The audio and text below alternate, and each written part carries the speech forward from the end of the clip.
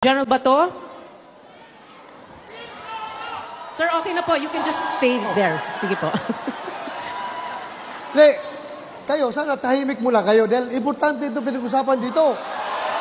Hindi nyo alam. Mawawalan kayo ng bansa pag kayo ingay ng ingay dyan. Makinig muna kayo. Please listen to me. Ganito, ang mahirap sa atin, sisi kay Duterte administration na hindi pinapaalis. Kaninong panahon ba nagsimula pumasok ang mga insik dyan? Kaninong panahon nag-build ang mga bases dyan? Di ba?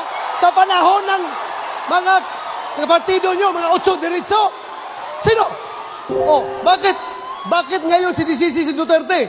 Na panahon pa ninyo yung pumasok yung mga insik na yan? Now, ngayon, baka akala nyo kayo lang ang patriotic. Si Duterte, hindi. Kami, hindi.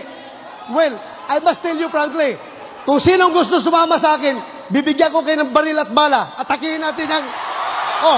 matapang kayo. Atakihin natin yan. Alright. Sama kayo. Sama. Salamat po, General Bato. Atakihin natin yan. Alright. Thank you, sir. Thank you. Siyempre, ang pag-uusap